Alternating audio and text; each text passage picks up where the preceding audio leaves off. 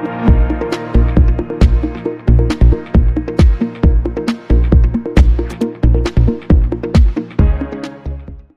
here with the parents of Caleb, who was referred last year to the Right4U Cedar service for some support regarding his ASD diagnosis. We're here with Mum, Emma, and Dad, David. Do you want to tell us about what Caleb is like as a person first to begin with? Yeah, so Caleb is very curious, energetic, very, very anxious. Big emotions. Very big emotions. Very big emotions. What was the other one? He would struggle with his emotions, although we have got to a much better place. He's a perfectionist, likes routine, wouldn't like change. And so when you say big emotions, emotions would be particularly big. Anger would be his biggest emotion, so would. And so then, what was the situation like at home and with Caleb and yourselves before Cedar, you were referred to Cedar? Very, very challenging. Very challenging.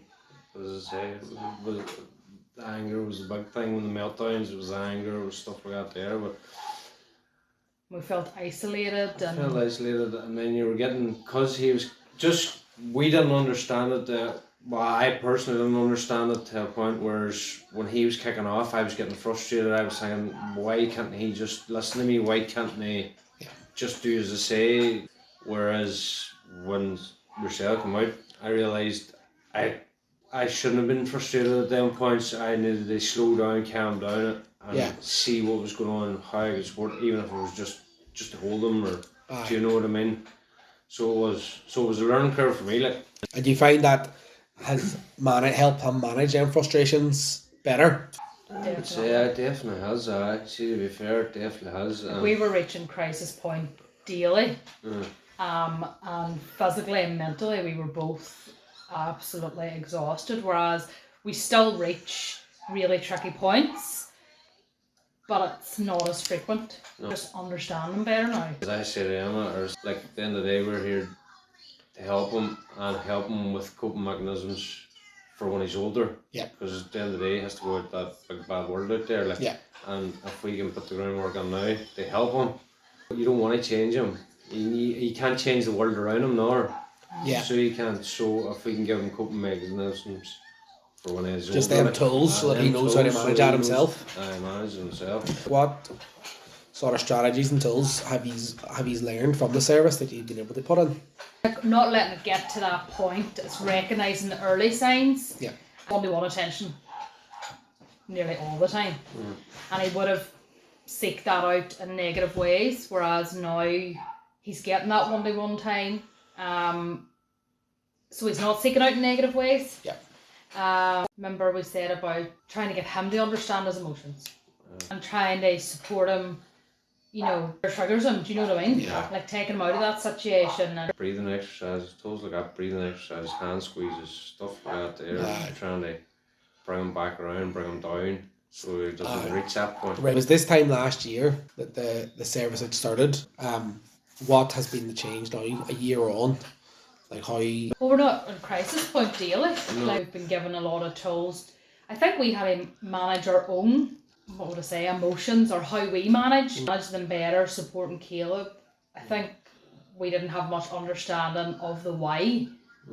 So when Ryan came out, you know, he helped us understand why these behaviours, so then you have a bit more understanding and empathy for Caleb, and then you can support him better, whereas before we just wanted it to stop, we just needed help, and they're definitely less frequent.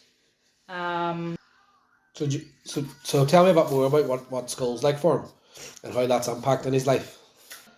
As he's high masking, doesn't want to be seen as different, so when he gets to school he just shuts down, and I mean he won't say hello to anybody.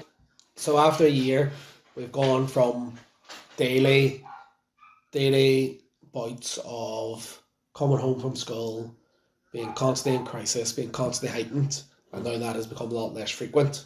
Definitely. It was personalised to our family. It was given in a laid back approach and applied to like our circumstances. It wasn't like read from a textbook.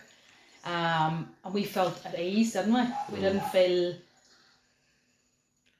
we felt we could open up about, things that maybe we didn't talk about before. And Ryan was able to talk them out and give us, scenarios of why it was happening and what could we try different. And then we would try it the next time Ryan came out. He would, ask us how did it work and how did we feel? Was there any improvement? It wasn't a textbook. It was more personal. It was more to life and a life situation. And like you always made us feel like relaxed and we felt safe to open up. Yeah. How is this looking like now for the next couple of years? So basically we want to keep building on Caleb's confidence and understand his emotions. He is very anxious, but again, talking him through it about different situations. And we will learn as much. Like we're never going to, like we're willing to learn and put it into practice. Really like him to have more sport at school because that can be, that is tricky for Caleb. We're seeing Caleb smiling more and seeing you see him up on his tiptoes, letting the loud, high-pitched screams. It just makes me so happy now because he's authentic. He's just being Caleb, and whereas we wouldn't have seen that before. If you could give one piece of advice to future parents that have been referred to the service, what is there any advice you could give them? And try. Keep going and keep trying. Might not happen the first time. No, might not happen the second time, but it will. It will. And I think me and you spent a lot of time, like we had to prove Caleb's diagnosis to other people and explain why, and that's not our priority. We have to support Caleb, and it is like every day you're learning. Like there's no, honestly, like Cedar, we always say like it was such, not. It was such a good sport for us as a whole family. The Cedar Foundation did give us skills to help us manage, different situations that was really, really, that we couldn't manage before. We just felt it was going out of control, kind of. Thank you both very much for taking the time. And so ends this special edition of Cedar Focus that was created for World Autism Acceptance Week. For more content, please visit Facebook, Instagram or LinkedIn. If you want more information about services, visit www.cedar-foundation.org. Thank you for listening.